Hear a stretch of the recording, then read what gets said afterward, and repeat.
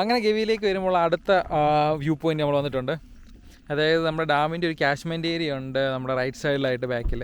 അപ്പോൾ അതിൻ്റെ ഒരു വ്യൂ കാണാൻ എല്ലാവരും നിൽക്കുന്ന ഒരു സ്പോട്ടാണ് ഇവിടെ. അങ്ങനെ നേരെ നമ്മുടെ ബാക്കിൽ നോക്കിയാൽ മൊട്ടക്കുന്നും കാര്യങ്ങളൊക്കെ കാണാം. കിടലിന് വ്യൂ ആണ്. നമുക്ക് നേരെ പോയി കാശ്മീർ ഏരിയയുടെ വ്യൂ പോയിൻ്റൊക്കെ ഒന്ന് കണ്ട് ചെറിയ ഐലൻഡും കാര്യങ്ങളൊക്കെ ഉണ്ട് അവിടെ, അതൊക്കെ ഒന്ന് കണ്ടിട്ട് തിരിച്ചു വരാം.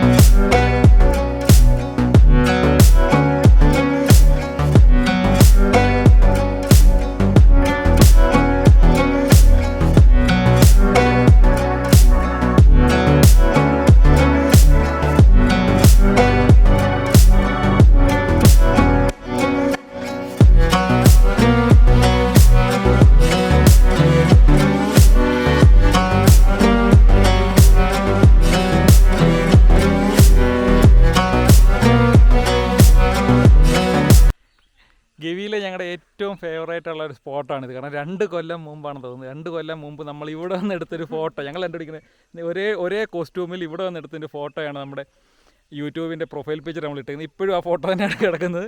അതേ സ്ഥലത്ത് ഞങ്ങൾ 2 കൊല്ലത്തിന് ശേഷം വന്നിരിക്കുകയാണ്.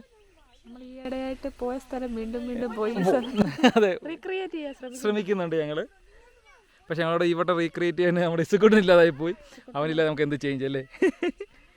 കൊണ്ടുവരാൻ പറ്റിയില്ല. അതെ,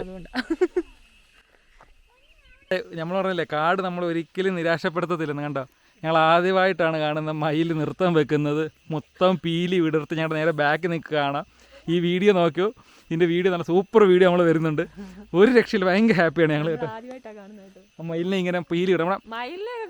അതെ, കോന്നിയിൽ സ്ഥിരം വിസിറ്ററായിട്ടൊരു മയിലുണ്ട്, പക്ഷേ അത് ഇത്തരം പീലി വിടുന്നത് നമ്മൾ കണ്ടില്ല. പക്ഷേ ഇവിടെ വന്നപ്പോഴാണ് നമുക്ക് അങ്ങനെ ഒരു അനുഭവം ഉണ്ടായത്. നമ്മുടെ നേരെ ബാക്ക് ആൾ നിൽപ്പുണ്ട്. കണ്ട, ഇപ്പോഴും പീലി എടുത്ത് നിൽക്കുകയാണ്. ആൾക്ക് നല്ല മൂടില്ല. കണ്ട കണ്ട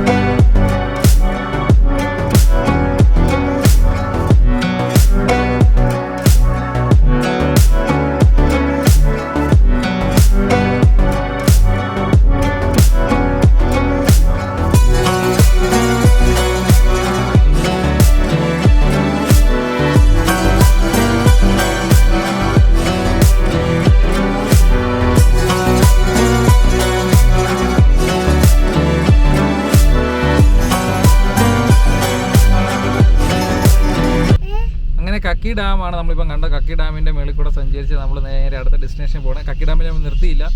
അപ്പോൾ നമുക്ക് അടുത്ത ലൊക്കേഷനിലേക്ക് പോവാം. മതി.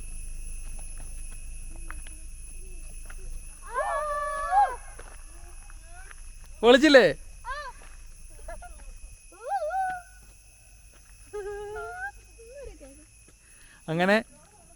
അങ്ങനെ നമ്മൾ ഗവിയിലെ അടുത്ത സ്പോട്ട് എന്ന് പറയുന്നത് ഈ എക്കോ പോയിൻ്റ് ആണ്. ഈ ബാക്കിൽ കാണുന്നതാണ് എക്കോ പോയിൻ്റ്. എക്കോ പോയിൻ്റ് എന്ന് പറയുന്നത് ശരിക്കും പറഞ്ഞാൽ ഈ ഡാം പണിയാൻ വേണ്ടി ഈ പാറയിൽ ഈ മല മൊത്തം പൊളിച്ചാണ് ഇവിടുത്തെ ഡാമുകൾ പണിഞ്ഞേക്കുന്നത്. അപ്പോൾ ആ ഡാം പണിയാൻ വേണ്ടി പൊളിച്ചെടുത്ത പാറകളുടെ ബാക്കി നിൽക്കുന്നതാണ് ഈ ബാക്കിൽ കാണുന്നതൊക്കെ. അപ്പോൾ അതൊരു എക്കോ പോയിൻ്റായിട്ട് ഇപ്പോൾ ഒരു ടൂറിസ്റ്റ് പ്ലേസ് ആയിട്ട് മാറിക്കൊണ്ടിരിക്കുകയാണ്. പക്ഷേ എക്കോ നല്ലപോലെ എക്കോ തിരിച്ച് കേൾക്കുന്നുണ്ട് കേട്ടോ. ഈ പാറയെ തട്ടി തട്ടി ഏതോ വഴിക്കൊക്കെ പോകുന്നത് നല്ല കിടിലനായിട്ട് എക്കോ കേൾക്കാൻ പറ്റും കേട്ടോ. ഇത് ട്രൈ ചെയ്തേ.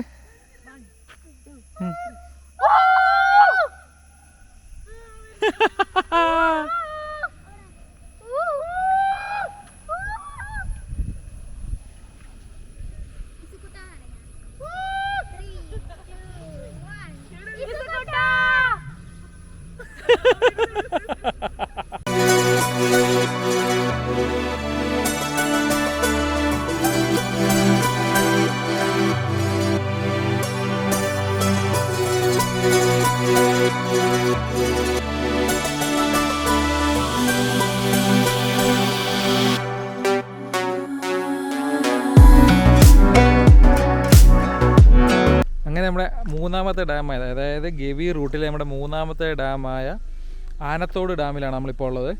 ആനത്തോട് ഡാമിൻ്റെ വ്യൂ ആണ് നിങ്ങളിപ്പം കണ്ടുകൊണ്ടിരിക്കുന്നത്. എൻ്റെ ബാക്ക് കാണുന്നതാണ് ആനത്തോട് ഡാം. അപ്പം അങ്ങനെ 5 ഡാം ഉള്ളതിൽ 3 ഡാം നമ്മൾ കംപ്ലീറ്റ് ചെയ്ത് രണ്ട് ഡാം കൂടെ ഉണ്ട്. നല്ല വെയിലായി തുടങ്ങി. ഏകദേശം 3 മണി 4 മണി 3-3:30 സമയമായിട്ടുണ്ട്. ഞങ്ങൾ ലേറ്റാണ് കൂടുതൽ. ഇടയ്ക്ക് ഫോട്ടോ എടുക്കാനൊക്കെ നിന്നുകൊണ്ടാണ്.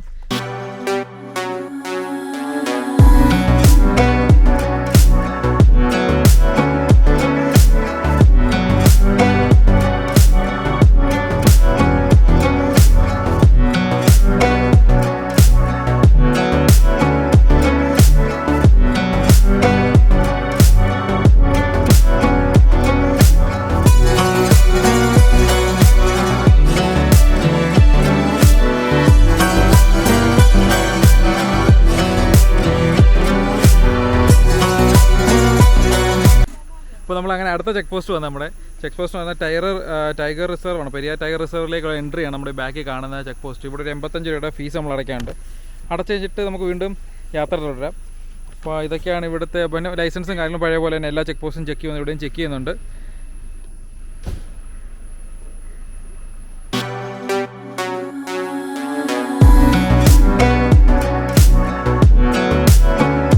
ഇനി ഗവിക്ക് ഒരു 10 കിലോമീറ്റർ നമുക്കുണ്ട്. അപ്പോൾ നമ്മൾ പെരിയാർ ടൈഗർ റിസർവ് ഫോറസ്റ്റിനകത്ത് കയറി കഴിയുമ്പോൾ നമുക്ക് KCBയുടെ ക്യാൻറ്റീനും കാര്യങ്ങളാണ്. ഏകദേശം നമ്മൾ കയറിയ ടൈമിംഗ് വെച്ച് നോക്കുമ്പോൾ ഉച്ചയ്ക്കകത്തേക്ക് ഫുഡ് കഴിക്കാനുള്ള സമയമാകുമ്പോൾ നമുക്ക് ക്യാൻറ്റീനിൽ നിന്ന് ഇവിടുത്തെ KCBയുടെ ക്യാൻറ്റീനിൽ നിന്ന് ഫുഡ് കിട്ടും. ഇവിടുന്ന് കൂടെ കഴിച്ചില്ലെങ്കിൽ പിന്നെ പുറത്തിറങ്ങി, അതായത് വണ്ടിപ്പെരിയാറിൽ മാത്രമേ ഫുഡ് കിട്ടത്തുള്ളൂ. വേറെ ഈ പോകുന്ന വഴിക്ക് ഫുഡോ കാര്യങ്ങളൊന്നും അവൈലബിൾ ആയിരിക്കത്തില്ല.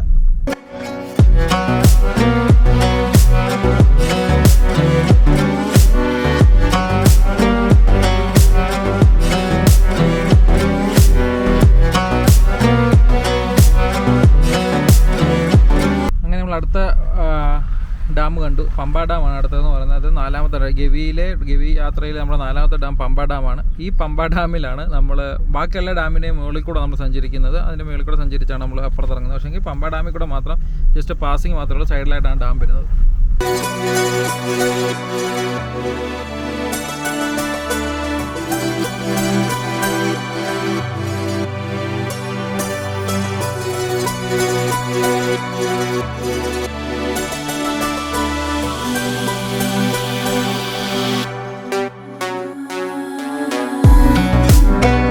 ഗവി എക്കോ ടൂറിസം സെൻറ്റർ നമ്മളിപ്പോൾ കണ്ട്. പാക്കേജ് എടുത്ത് വരുന്നവർക്ക് അവിടെ ബോട്ടിങ്ങും ഫുഡ് താമസം അങ്ങനെ ഒത്തിരി പാക്കേജും കാര്യങ്ങളും ഒക്കെ ഗവി എക്കോ ടൂറിസം പ്രൊവൈഡ് ചെയ്യുന്നുണ്ട്. പാക്കേജും കാര്യങ്ങളൊക്കെ അവരുടെ സൈറ്റിൽ തന്നെ അവൈലബിൾ ആയിരിക്കും. നോക്കി.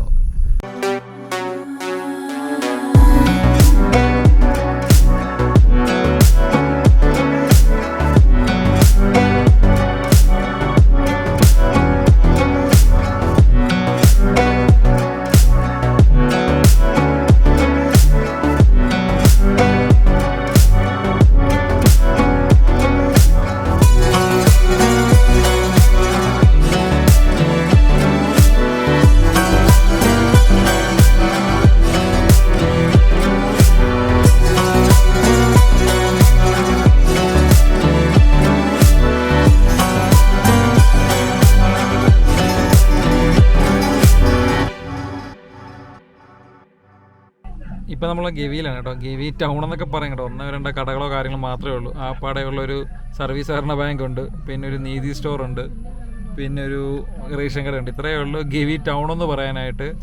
കാരണം ആൾക്കാർ വളരെ കുറവാണ്, ആൾക്കാർ കൗണ്ട് വളരെ കുറവാണ്. പണ്ട് ശ്രീലങ്കനിലൊക്കെ വന്ന കുടിയേറി പാർത്ത ഒത്തിരി പേരുണ്ടെന്നൊക്കെ പറയപ്പെടും. അങ്ങനെയാണ് ഗവി ഒരു ഫോർമേഷൻ ഉണ്ടാകുന്നതാണ് ഗവിയിലിവിടെ. വളരെ കുറച്ച് ആൾക്കാർ മാത്രം താമസിക്കുന്ന സ്ഥലമാണ്.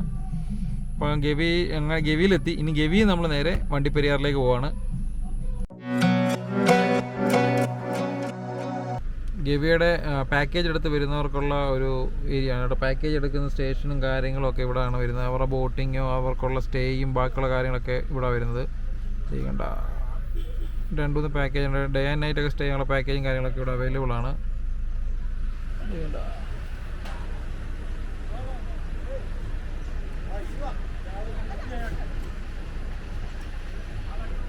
അങ്ങനെ ഗവി ട്രിപ്പിലെ ഏറ്റവും ലാസ്റ്റ് ഡാമായ ഗവി ഡാമിലാണ് നമ്മളിപ്പോൾ നിൽക്കുന്നത്. ഭയങ്കര തിരക്കാണ് കേട്ടോ. ഗവി ഡാമിൻ്റെ സൈഡിലായിട്ടാണ് ഈ ഗവിയുടെ ബോട്ടിങ്ങും കാര്യങ്ങളും അതും ഇതും അങ്ങനെ എന്തൊക്കെ ഉണ്ടോ അതെല്ലാം ഇവിടെ ഉണ്ടോ. അതിനൊന്ന് ഭയങ്കര റഷാണ് ഇവിടെ വരുന്നത്. ഗവി ഡാമാണ്. ഗവിയാർ ഡാം ഭയങ്കര തിരക്കും കാര്യങ്ങളാണ്. ആൾക്കാരുടെ വ്യൂ നോക്കി, ആൾക്കാർ എന്തുമാത്രമാണ് നോക്ക്.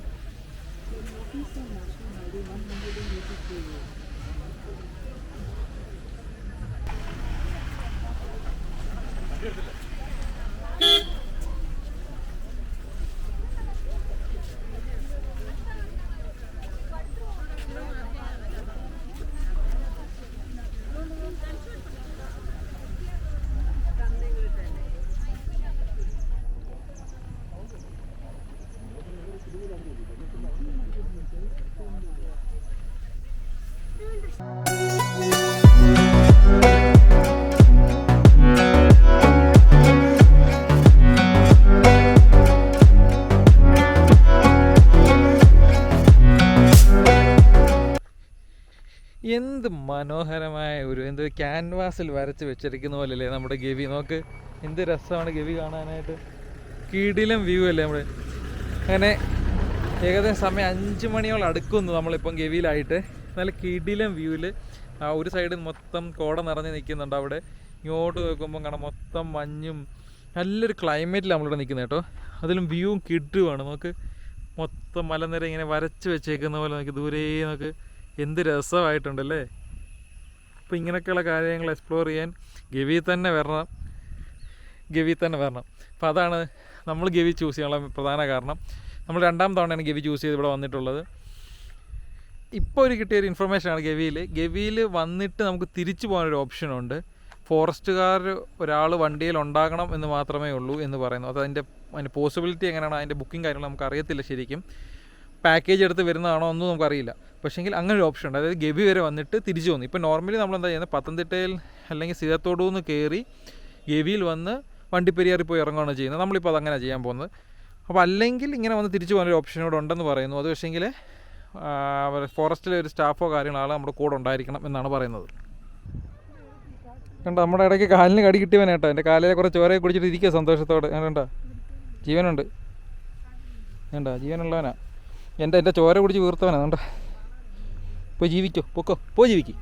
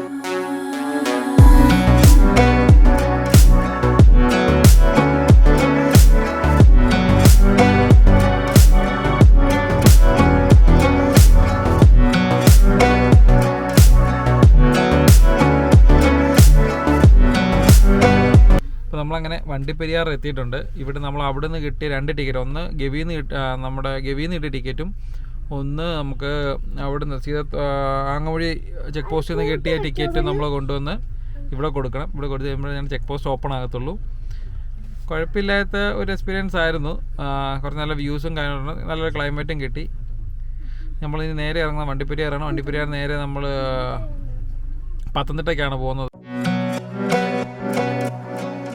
ഇപ്പോൾ നമ്മൾ ഇറങ്ങിയ ചെക്ക് പോസ്റ്റിൻ്റെ പേര് വള്ളക്കട ചെക്ക് പോസ്റ്റ് എന്നാണ്. അവിടെ നമ്മൾ വണ്ടിപ്പെരിയാറിന് പൊക്കോണ്ടിരിക്കുകയാണ് കേട്ടോ. ഞാൻ മുമ്പേ പറഞ്ഞതിനകത്ത് എന്തോ ഒരു മിസ്റ്റേക്ക് ഉണ്ടായിരുന്നു. അപ്പം അങ്ങനെ നമ്മൾ വണ്ടിപ്പെരിയാർ എത്തി. നമ്മുടെ ഗവി വീഡിയോ ഇവിടെ വെച്ച് എൻഡ് ചെയ്യാണ് നമ്മൾ. വീഡിയോ ഒക്കെ എല്ലാവർക്കും ഇഷ്ടപ്പെട്ടെന്ന് വിചാരിക്കുന്നു. ഇഷ്ടപ്പെടാൻ ലൈക്ക് ചെയ്യുക, ഷെയർ ചെയ്യുക, സബ്സ്ക്രൈബ് ചെയ്യുക.